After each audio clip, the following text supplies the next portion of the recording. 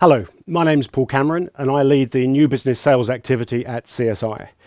Now you may be wondering why I'm not saying tech trade. Well, if you've missed it in the press, CSI acquired tech trade at the end of last year, and I'm delighted to be part of a broader organisation, but still very much focusing on the areas of business that I've been working with for the last 10 years. And in fact, those that know me will know that particularly the focus that I've had has been around data protection. So what I want to talk to you today about is really what is the relevance of data protection in a cyber world that we live in. Now, a lot of what companies do already still stands true in terms of the way they need to protect their data, but we need to think much more clearly about the modern threats that businesses face. And you've only got to put on the, as I said, the news and see what's going on in the business. And I want to highlight a few examples, because actually the mentality of organizations needs to change. And I speak to clients every week and I talk to them about the way they're protecting their business. And let's face it, data is their most important asset.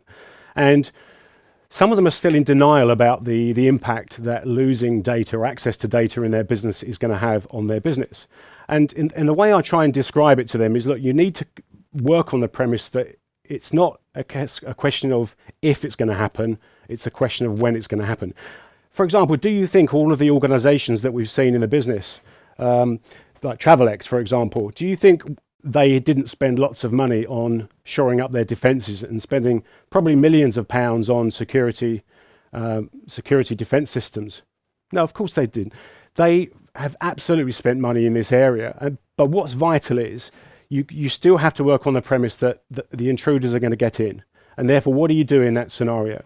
And actually, if you look at what's happened with Travelex in particular, that attack happened right at the end of last year in 2019. And if you look at their customer sites today, winding forward, more than two months nearly, you will see that they are still in a position where they are not trading.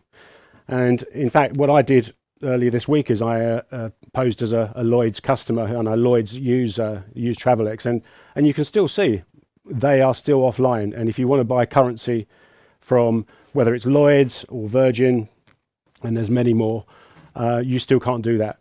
And if you're thinking, well, so what, that's unfortunate, and then you look at the share price of their business and how it's impacted them as a business since that point, it's pretty dramatic. To get a reduction of 60% share price over that period is pretty dramatic. And this is a multi-billion-pound organization. Now, we get calls into our business pretty much every week from companies, some existing customers, some new customers, or companies really wanting to ask us about how we can help them.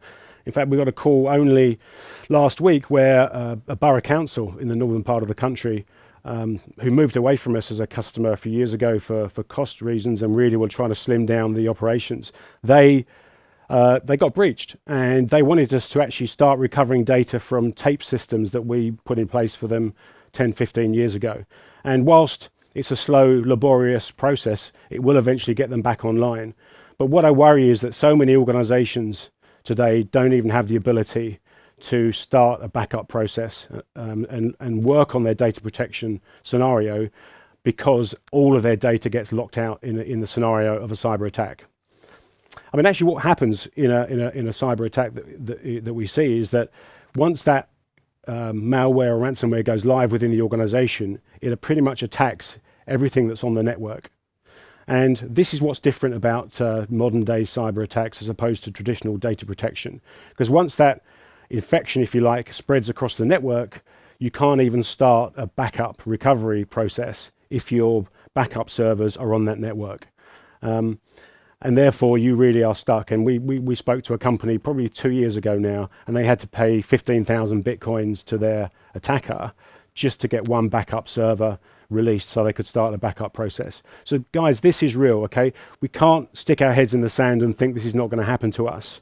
The good news is there's things that we can do about it, and that's what I want to touch on as we go through this conversation. So I just want to bring to the fore, like, what's different now than what was before, because actually the things that we care about in terms of protecting our business in a traditional disaster recovery event still stand true. And in fact, today, most of the disaster recovery events that happen are still related in some way to more of these traditional areas. And fire, for example, is one of the main ones, whether it's a direct consequence of the fire or the water damage that happens, or the smoke damage that happens as a result of that fire. And in fact, so customers still today need to think about how they're going to protect their business in these areas. And it still baffles me that even today I go and see some major institutions and they still don't have a robust plan for protecting their business, even in these traditional scenarios. And what I mean by a robust plan is something that works and something that they test and something that they can rely upon. And we often help clients through that process. However, if you look at the elements of what a cyber recovery issue looks like, you can see that they are different. It's unrealistic to expect to recover from a full cyber attack in the same way as you would recovering from a snapshot as you might have in a traditional data recovery position. However, if you look down the other areas here, you don't have to put a solution in place that addresses all of your business data. You will see over here we talk about comprehensive all data volumes for a traditional disaster recovery. When we talk about cyber recovery, we're talking about what are the most critical business assets that the client or the business has, and often it's somewhere between 10 and to 15% of the total amount of data that company has. So we're not looking at putting something in place that addresses 100% of the data. We're talking about something very specific, and often this engagement relies upon conversations with business owners, application owners. Say, look, if you are out of business or your systems were down, what are the things you've got to get back quickly to enable your business to carry on running? And that's the 10 to 15%. So it's the online ERP systems. If you're a manufacturer, it's the online manufacturing systems. If you're a retailer, it's the online retail commerce systems.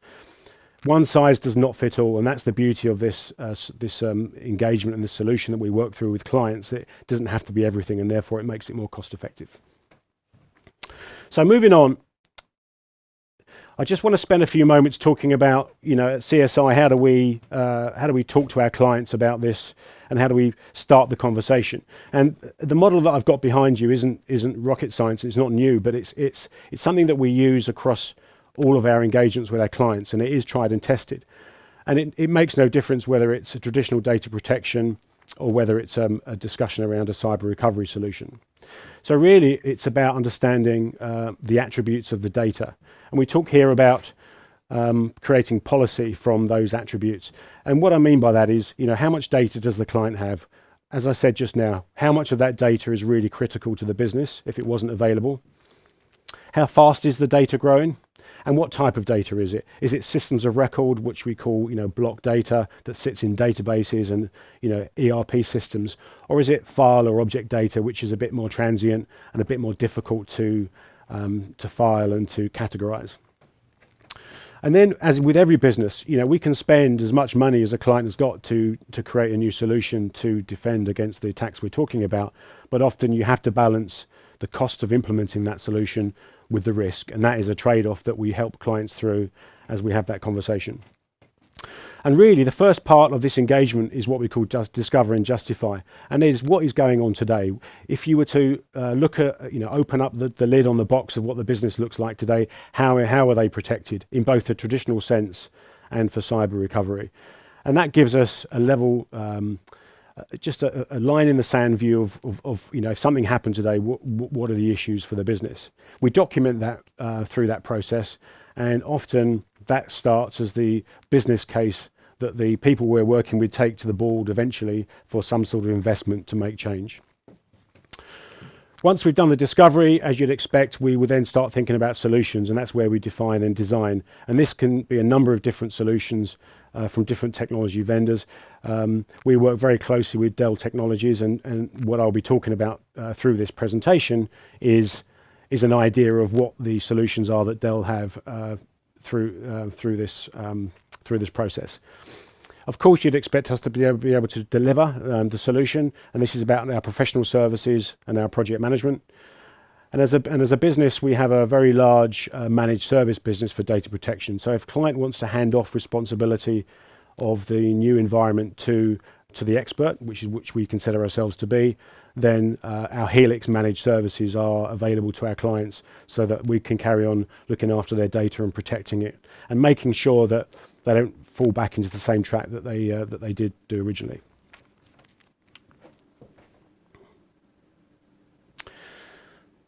Okay, and this is just a bit more meat on the bones to talk about what we do specifically for cyber recovery. So it is doing the assessment of how they are, how capable they are today of handling an attack, and creating the blueprints that are very specific to cyber recovery. Okay, so one of the tools that we use to help clients understand what's going on today, and we use tools that collect data from their current systems, and pretty much any existing data protection software asset they have today, we can extract data from it, metadata from it, and create some useful insight from that. But actually also it's about sitting down with some of the business owners, the line of business, some of the application owners, and talking about how they view the as-is position. So what's happening today? And what's interesting there is when you ask those specific questions and you document the as-is, and then you actually look as to what actually is happening today. So what's the perception and what's the reality? They can be very different. And this is just an example of some questions that we ask. And clearly where there's the biggest difference and the biggest gap between those two lines is where there's the biggest issue in terms of perception and reality. And that may be the areas that we hone in on to start looking at some ways in which we can address those particular pain points. So it's not all about technology, it's not all about collecting data from their systems, it's about human interaction and talking to our experts and our consultants that understand this business.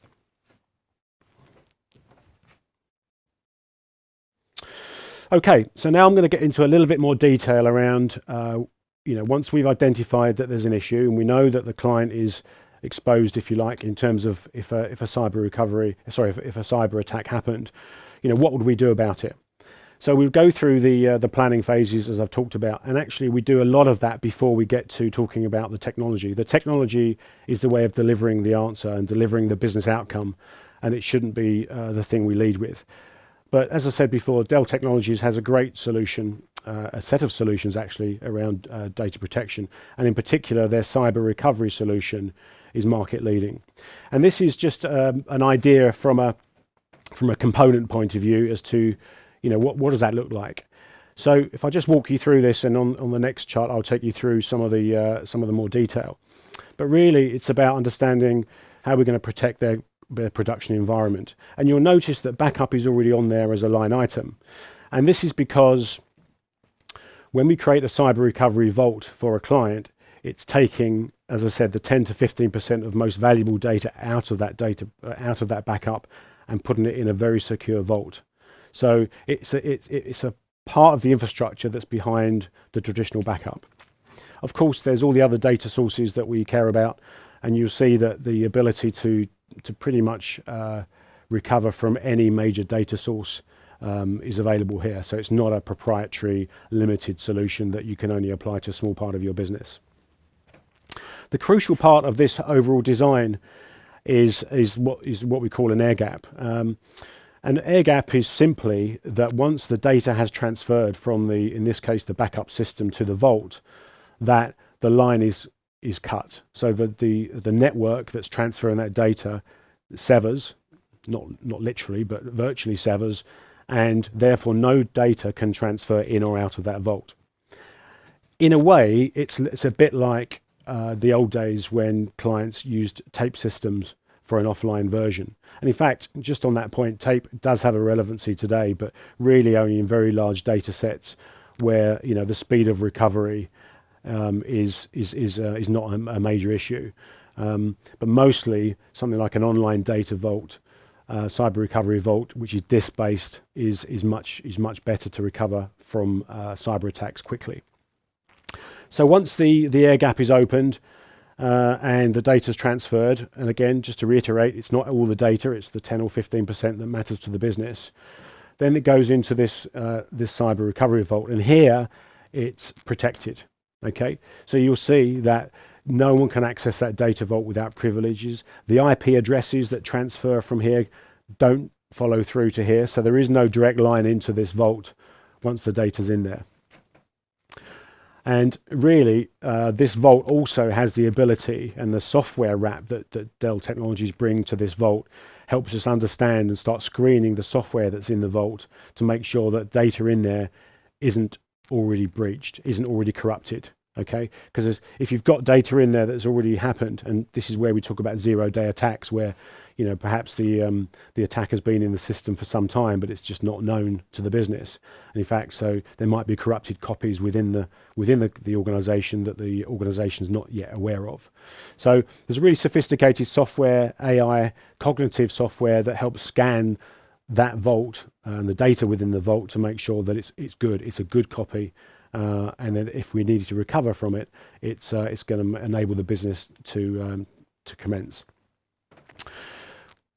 And as it says here, there are a very limited amount of people that can access that vault, and that's deliberate, clearly, so that it's not open to everyone to get in there and make changes. The other thing is it is impossible to make changes to the data that resides in that system. So the copy of the data that sits in there is untouched in that respect. So Dell have introduced this concept of a landing zone and then a clean room, and this is really vital to this whole process, because what's the point of having data that's clean and free from corruption in your vault if you can't then use it to recover your business? And so what this does is it once it's worked out what the good copy is, it moves that data into a landing space. A landing space, an area whereby in the event of an attack and a known point at which the attacks happened, you can start bringing that data back into what they call a clean room, which has been sanitized, and then make it available back to the users to start carry on running the business.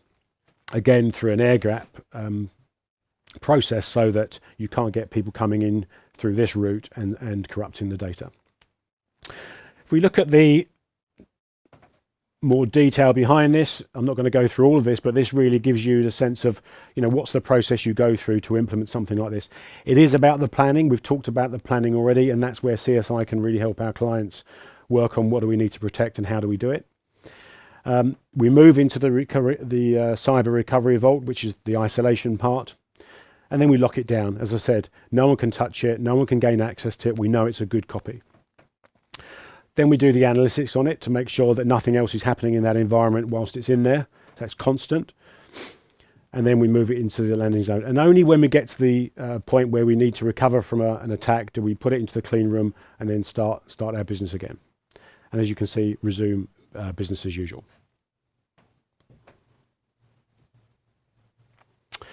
So this is just a couple of summary points on why, just to remind ourselves why we need something like a recovery vault.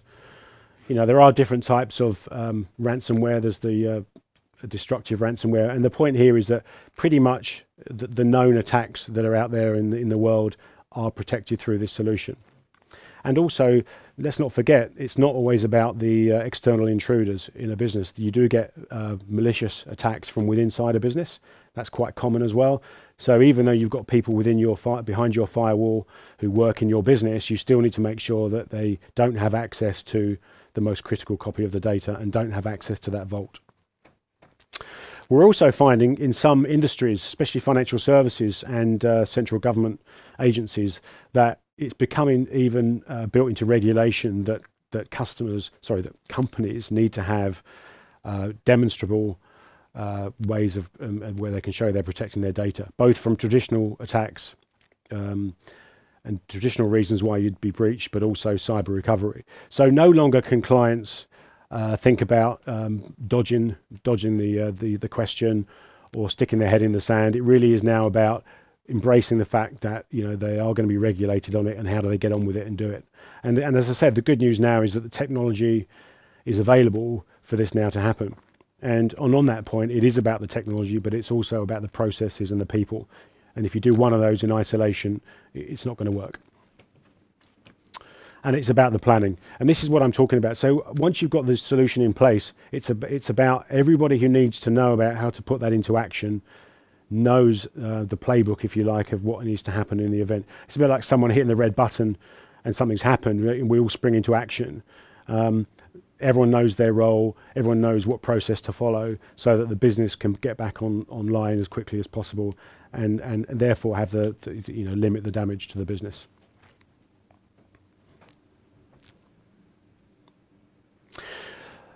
You'll notice on the slide I had at the very beginning, I talked about cyber recovery in a multi-cloud world, and I think this is important because all of you listening to this will know that you're already embarking on a cloud strategy. Some companies have gone full into cloud first, which means that the answer's cloud. What's the question? And I question that sometimes, but that's for another day.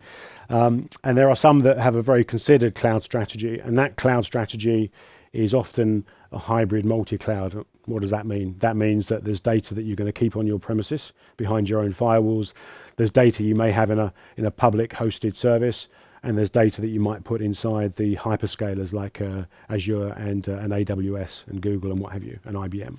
So really it's about how do we make sure that in the world of data protection, in both traditional sense and also cyber, that we cater for data that sits wherever it resides.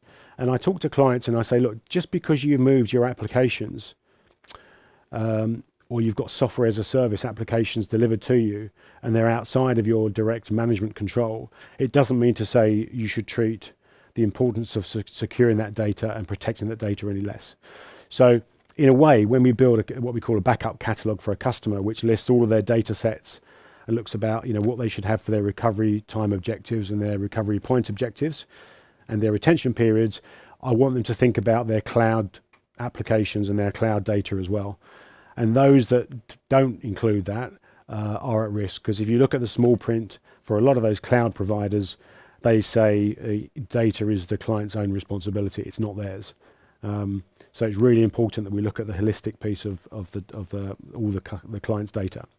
So again, when we talk about the Dell Technologies portfolio, the great thing about their data protection suite and the data domains and the IDPAs that they have in their portfolio is that they are now designed to live in a multi-hybrid world. So yes, you can still have your on-premise appliance and you can still replicate it to another one in another data center that you might have, or one that you use and someone else hosts, and that's still fine. And by the way, that's still a big chunk of the overall user market that we see today. And the technology we have here still, the reason why it's got such large market share is really down to the way that the technology works and the data reduction technology that it has. 55-to-1 compression dedupe ratios is just phenomenal, and that just means you're transferring less data when you're putting it out in these clouds. And that's important because when you move data in and out of the cloud, it costs you money. So you want to make sure you're moving as little data as possible. So in this scenario, we're talking about, well, what are the use cases for moving data into the cloud and how do we protect it? And the good news is you can see from the clouds that are floating above at the top there that pretty much all of the main cloud providers are catered for. So whatever the client's choice of cloud is, or choice is, because often we see customers using more than one cloud, it's catered for. So that's good. But also you've got different use cases. You might want to put data in the cloud for long-term retention or archive, which means you're going to want to get hold of it at one point in the future, but it's not really a backup for immediate recovery. And that might be driven by regulation. You've got to keep data for 15 years or 20 years or forever. And doesn't it make sense to store it somewhere where it's relatively cheap? Disaster recovery is now a big opportunity for customers, especially in the world of cloud. So not only are you putting backup data in the cloud, but also you've got the policies around it to recover that data and carry on operating as a business in the event of a disaster. So that means you've got users, you've got applications, and you've got the data together to be able to start recovering from that disaster. In cloud protection, that just means Dell can deploy some of their technologies as software, and you put that software inside the cloud of your choice, and it can perform data protection within that cloud. And it's what we call software defined, and that's available today as well. And then what we work with clients on frequently now, which is they want a copy of their data in the cloud. Then no longer do they want that data to reside in a second data center, which is costing them money. They want to get rid of that. They want to keep data on premise maybe for 14 or 30 days on site, so that if it's a restore that they need to perform, they can do that quickly because it's on premise and it's on disk and it's quick. And anything after that point that's not been touched, it just goes out and tears out to the cloud. And that's perfectly viable, and we actually architect a lot of those solutions with our clients today. So really it is, as it says here, it's a wide protected ecosystem. And also just the point here, which is, a lot of the market has moved to virtual environments whereby we use VMware, we use Hyper-V and other alternatives, but there are still a number of physical systems of record out there, especially in larger enterprises that need to be catered for. And it's important that you have one solution that fits all, and that you don't have to buy point solutions because you've got physical and you've got virtual environments. Okay, so just heading towards wrapping up, but I just want to talk about, so what next? What is it? What should I do if I'm sitting here thinking, if I'm honest with myself, in the business that I operate, I don't think we properly know how we're protecting our data today, even in the traditional sense. I can't remember the last time I ran a DR test. I don't really have faith that we can recover all of our data when we need to, or certainly our mission critical data when we need to. And this 7 to 10 year refresh cycle that I often see around data protection needs to change. Okay, it's as important to focus on your data protection as it is all of your production systems. So what next? The good news is that it's something you can address. It's something you don't have to throw lots of money at and do it really quickly. You can do it in a considered way, and that's where we work with customers through that process that I talked about in terms of discover and define to start with, and then move through projects that are justified and sometimes cost justified through that process based upon the business outcome that you're looking to gain. But first step, literally determine what your critical data is. And as I said, one size does not fit all. Let's sit down and say, what would be an issue to you as a business if you couldn't recover that data within minutes or hours? What would put you out of business? And which systems could you probably get away with not getting back online maybe for a week or 2 weeks? It's not going to cripple the business too much. So that's the first piece. Second thing is, let's look at how we then access your data volumes, and what do we do, and what is that design of a solution that we need to put in place to meet those requirements. And that can be multifaceted, but I've talked today about what Dell Technologies can offer. They are market leaders in this space, but we can work with you, the customer, to make sure we put the right solution in place. And linked to that, it's what is that recovery timeline. So as I said to you before, it's working with the business, looking at the line of business applications, and then deciding what that criticality is. And as I said, one size does not fit all. And then finally, as to bring it together, to bring cyber and cloud together, it's aligning it with your cloud strategy. As I said before, make sure you know what data you've got as a business, not just what you've got on premise, what you've got in the cloud, whether it's a SaaS or a PaaS or an IaaS implementation. Include that in your planning, and we can help you with that. And then really you're ready to go. So that's all I wanted to cover for now. Just one thing to say, that the value of the CSI as a business now is we've got a very mature security practice within the business. And what I like to coin the phrase sort of first line of defense and last line of defense. So the first line of defense is the security offerings that we have within CSI, whether that's building a SIEM, or whether it's protecting from phishing attacks, or whether it's protecting your endpoint devices. We've got that. But as I said, it's not a question of if you're going to get breached, it's a question of when. So that's where the last line of defense is really important, and that's where our data protection offerings, in the modern world and also in the traditional sense, are absolutely vital to the offerings that we have with our clients. So I want to thank you for listening, and that concludes my discussion with you.